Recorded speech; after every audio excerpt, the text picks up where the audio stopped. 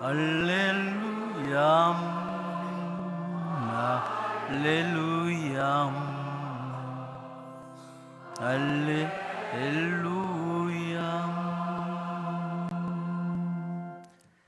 주님께서 여러분과 함께 또한 사제의 영과 함께 마테오가 전한 거룩한 복음입니다. 주님 영광 받으소서. 그날 예수님께서는 집에서 나와 호숫가에 앉으셨다. 그러자 많은 군중이 모여들어 예수님께서는 배에 올라앉으시고 군중은 물가에 그대로 서 있었다. 예수님께서 그들에게 많은 것을 비유로 말씀해 주셨다. 자, 씨 뿌리는 사람이 씨를 뿌리러 나갔다. 그가 씨를 뿌리는데 어떤 것들은 길에 떨어져 새들이 와서 먹어버렸다. 어떤 것들은 흙이 많지 않은 돌밭에 떨어졌다. 흙이 깊지 않아 싹은 곧 돋아났지만 해가 솟아오르자 타고 말았다. 뿌리가 없어서 말라버린 것이다. 또 어떤 것들은 가시덤불 속에 떨어졌는데 가시덤불이 자라면서 숨을 막아버렸다. 그러나 어떤 것들은 좋은 땅에 떨어져 열매를 맺었는데 어떤 것은 100배, 어떤 것은 60배, 어떤 것은 30배가 되었다. 귀 있는 사람은 들어라. 제자들이 예수님께 다가와 왜 저 사람들에게 비유로 말씀하십니까? 하고 물었다. 예수님께서 그들에게 대답하셨다. 너희에게는 하늘나라의 신비를 아는 것이 허락되었지만 저 사람들에게는 허락되지 않았다. 사실 가진 자는 더받아 넉넉해지고 가진 것이 없는 자는 가진 것마저 빼앗길 것이다. 내가 저 사람들에게 비유로 말하는 이유는 저들이 보아도 보지 못하고 들어도 듣지 못하고 깨닫지 못하기 때문이다.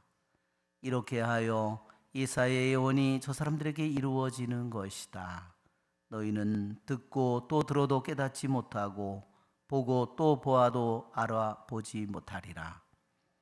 저 백성의 마음은 무디고 귀로는 제대로 듣지 못하며 눈은 감았기 때문이다.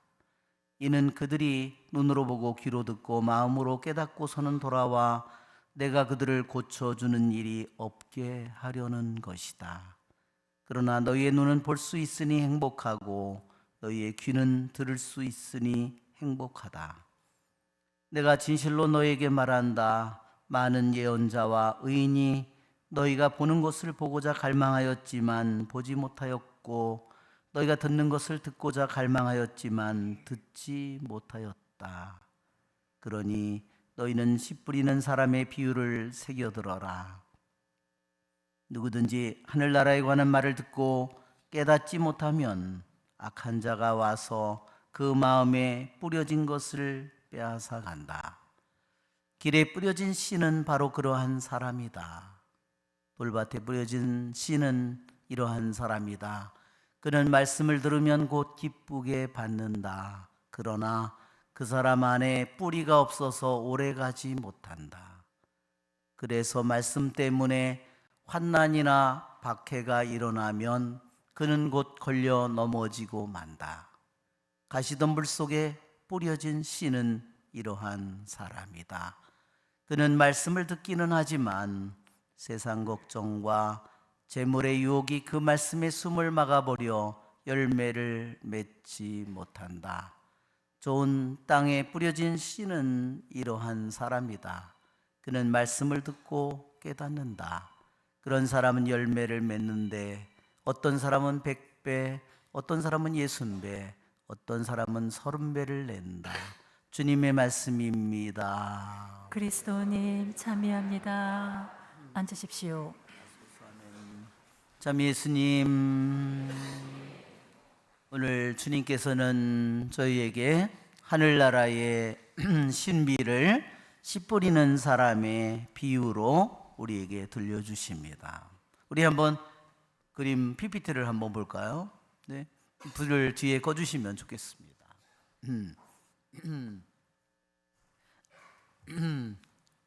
네, 예수님께서 배를 타고 호숫가에서 이 비유를 말씀하십니다.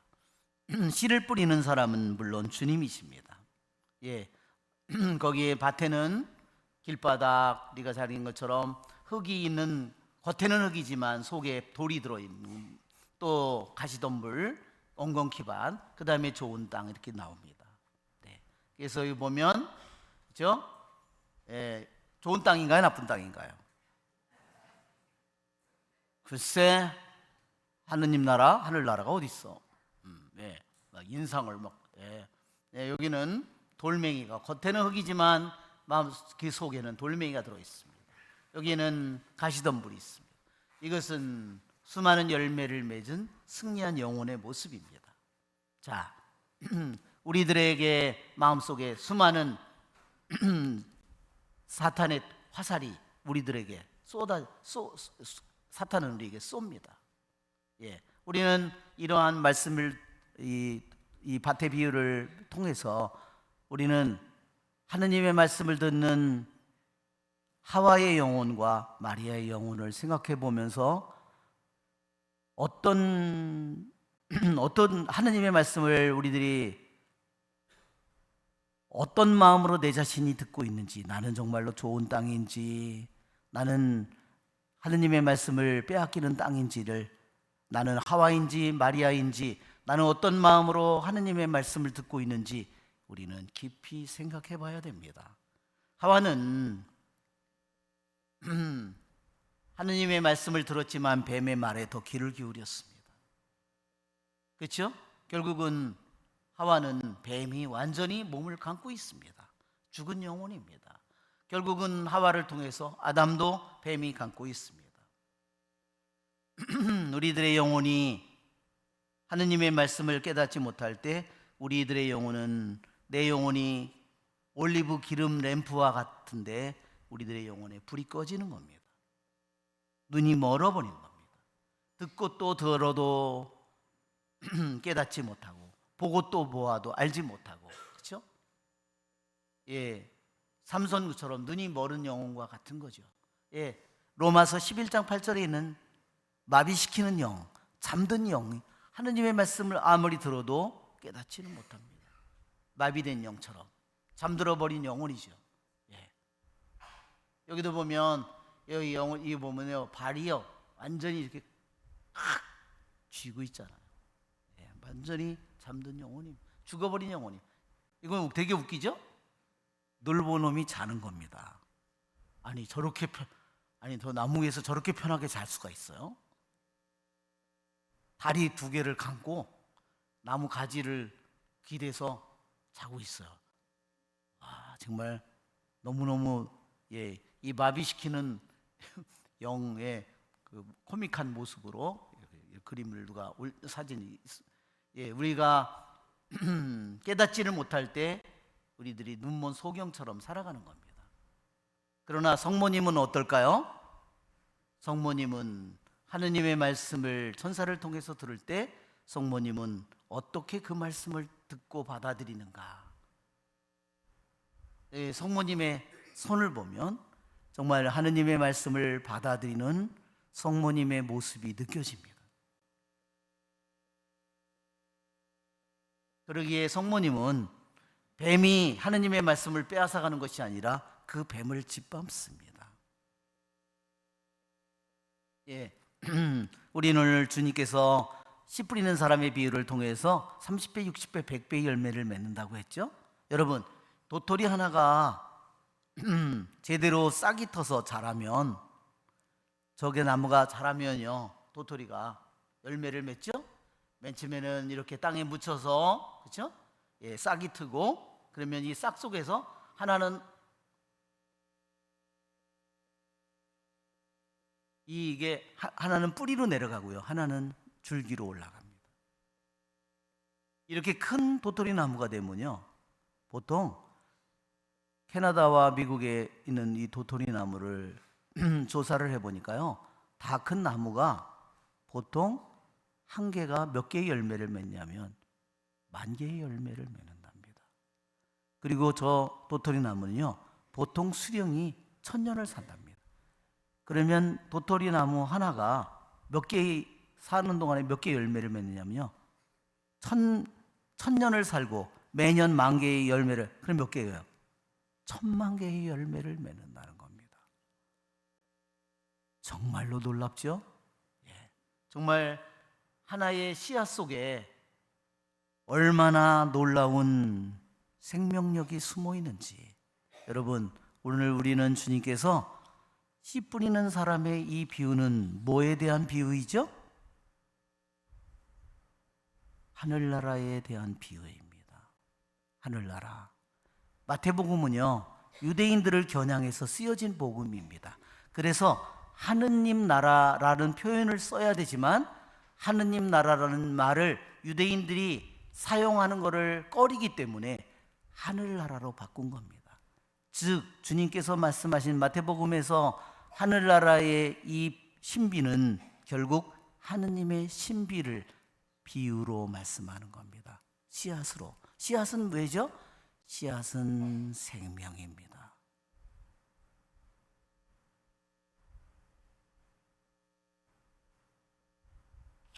여러분, 한번 하느님의 주님께서 오셔서 공생활을 하면서 회개하여라, 하느님 나라가 가까이 왔다.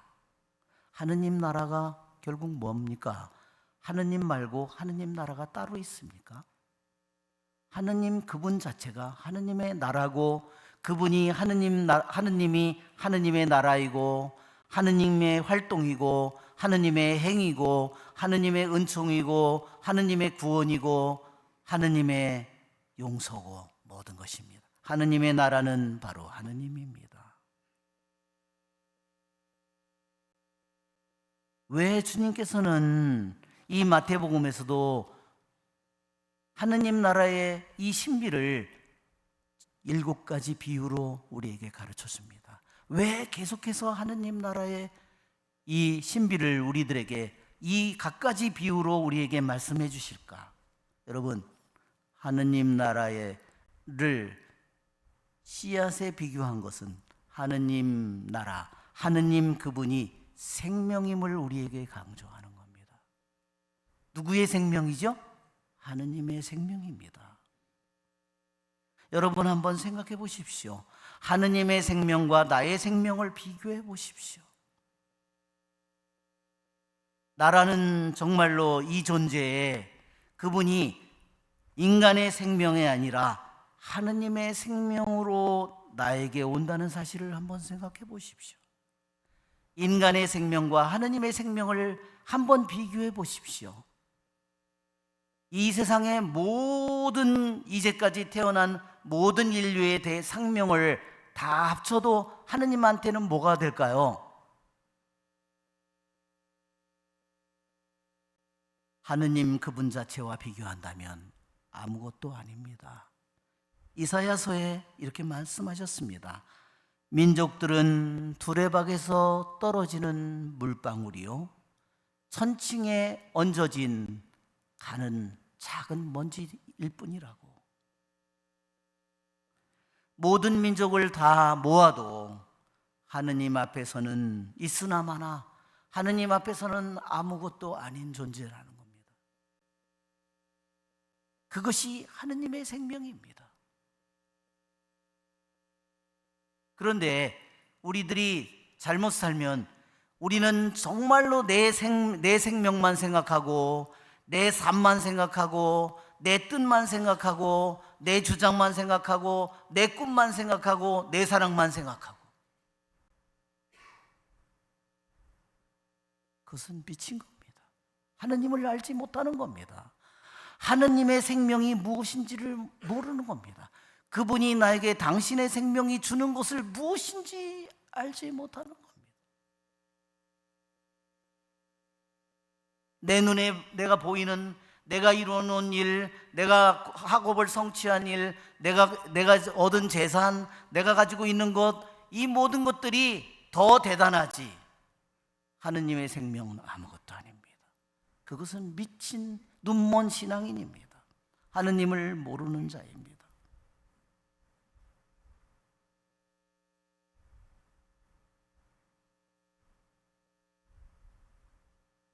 그러기에 자신이 전부가 된 영혼을 생각해 보십시오. 그것은 자기가 우상입니다. 여러분, 하느님의 생명이 마리아에게 오는 장면을 생각해 보십시오. 하느님 나라에 하느님의 생명이 마리아에게 천사를 통해서 말씀으로 성모님의 귀에 울렸을 때 성모님은 그 말씀을 어떻게 받아들이죠? 하와가 어떻게 받아들이죠? 비교를 해보십시오. 길바닥은 어떤 마음일까요? 하느님의 생명이 나의 마음에 들어오지만 들어올 자리가 하나도 없습니다. 또 흙은 겉으로는 흙이 들어있지만 속에는 바위가 들어있습니다. 싹은 트지만 뿌리는 내리지 못합니다.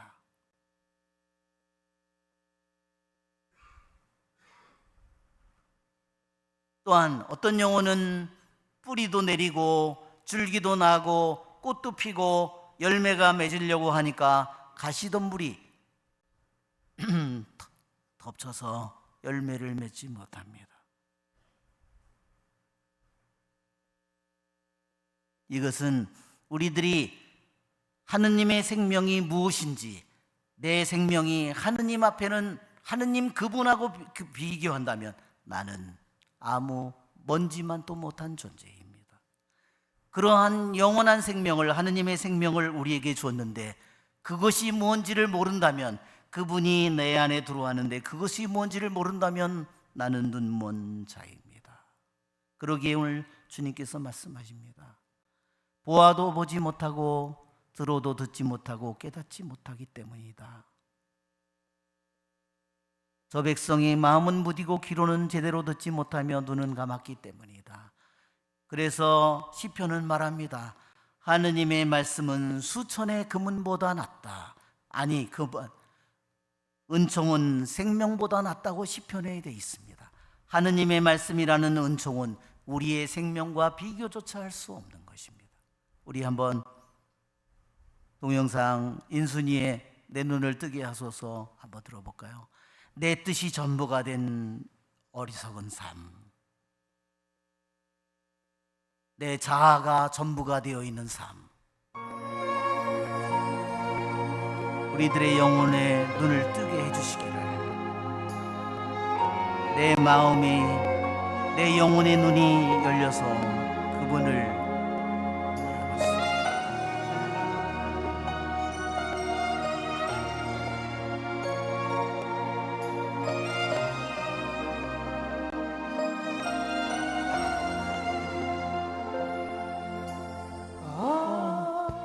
어두운 세상 속에 내 영 방황하네. 죄 중에 태어나서 주 모르고 살아왔네. 아무런 내 눈을 주연하옵소서.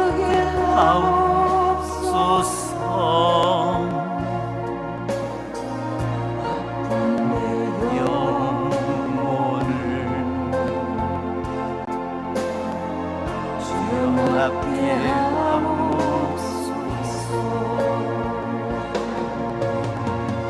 아버지,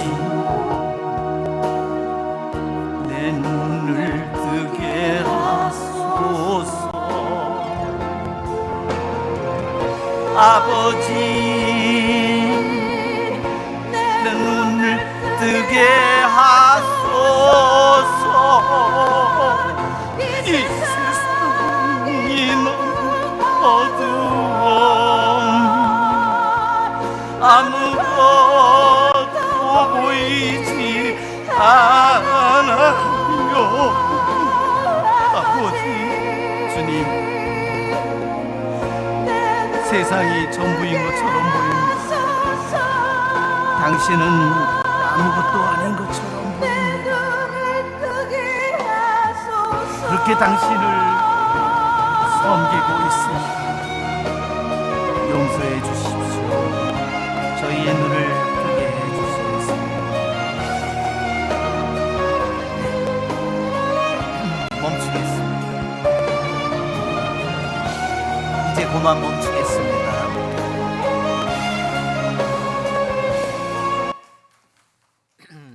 일어서십시오. 모두 일어나서 사도신경을 바치겠습니다.